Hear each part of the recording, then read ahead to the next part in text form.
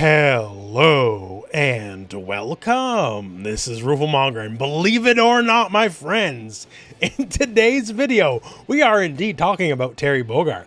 Now, Rooflemonger hasn't, like almost all the videos in the last little while, been about Terry Bogard, and yes, it has. And the trend will continue, as we have learned very many interesting gameplay mechanics about Terry Bogard, stuff that is not just in the trailers that they've shown. There's been a bunch of footage popping up around the internet, and we have some specific video from a Japanese outlet, of which the full video will be linked in the video description. You want to check out the original Japanese video, but there's showcasing some very interesting gameplay details about Terry. Some of it's just how he works beyond what we've seen in the trailers, but some of it has to do with what we speculated about Terry months ago on the channel, and turns out it works the way that we thought it did, and perhaps even better yet. So let's start with the big one here. Let's talk about Terry's Fireball game. So there's a lot of fun details we now know about Terry's Power Wave Fireball and how it works in Street Fighter 6. It's a classic SNK styled fireball, meaning goes low to the ground. That's perfectly fine, right? And this is the light punch version.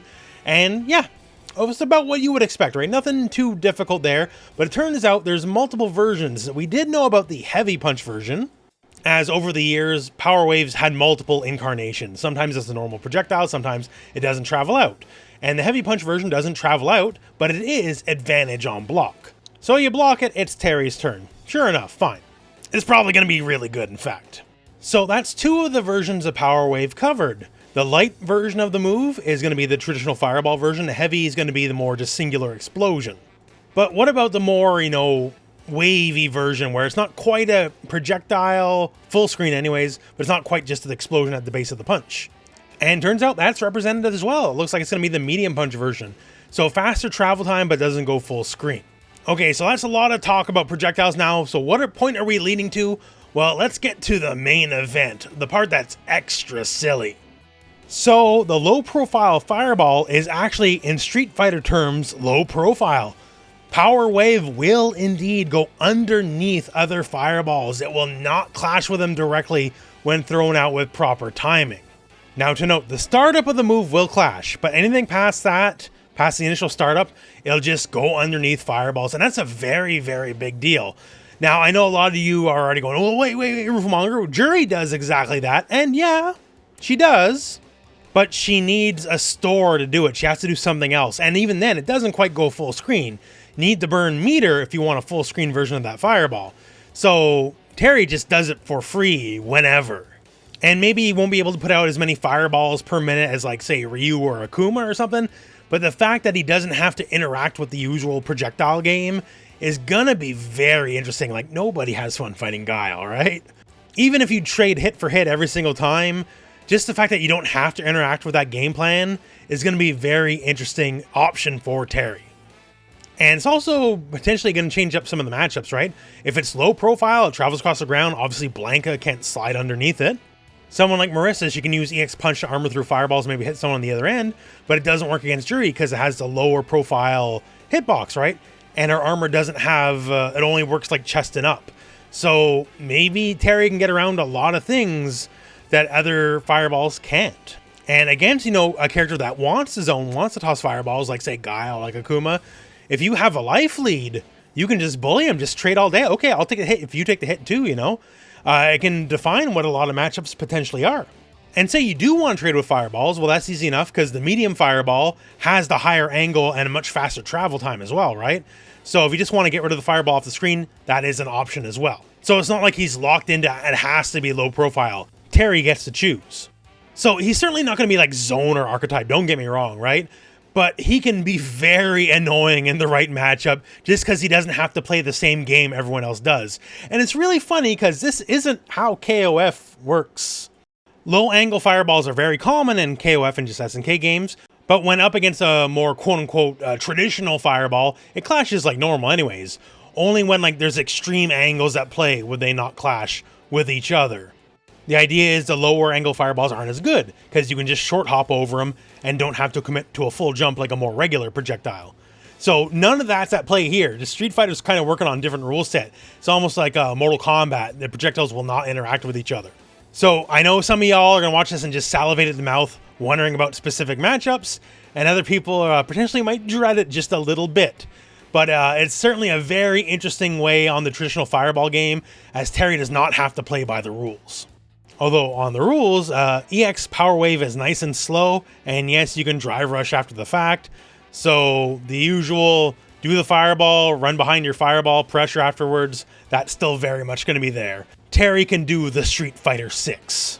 Now on to other silliness. We now know more about the lane switch move, so it is part of a target combo, and it looks like the punch version is going to be same side facing, and the kick version is going to be an automatic cross up, which is very interesting.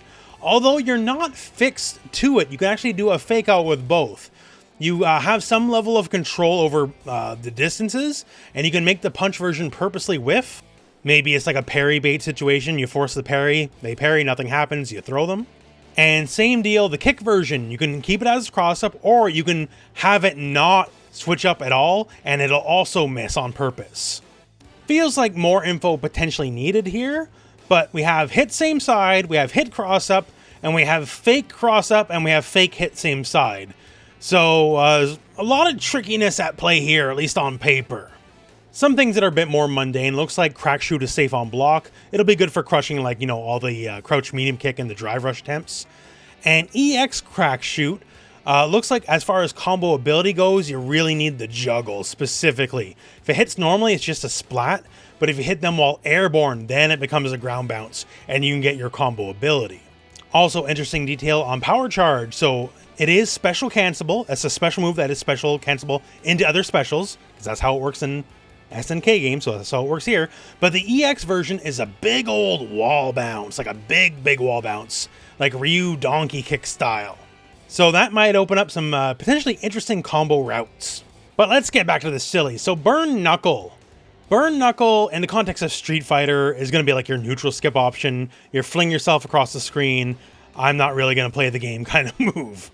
And that's perfectly fine. Street Fighter 6 is full of these kind of moves, right? That's just part of the game. The idea is you keep it in mind, right? But specifically Heavy Burn Knuckle.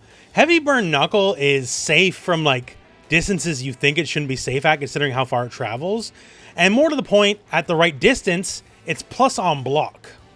So this version is negative but safe on block, and this version is plus on block.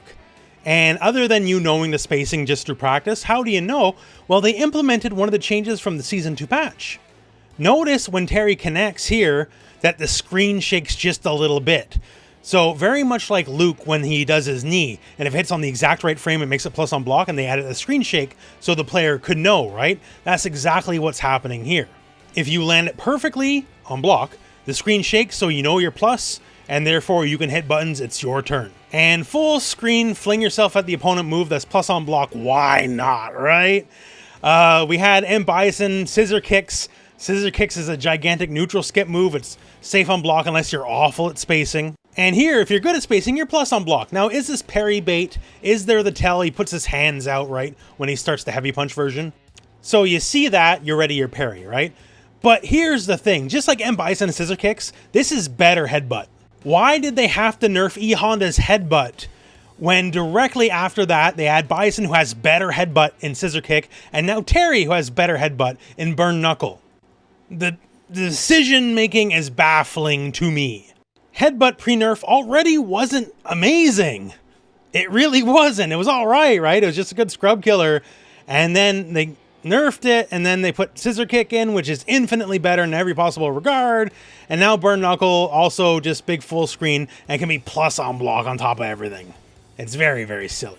Don't get me wrong, it works out great for Terry, but I'm just talking for the Hondas out there, because if I don't, who else will?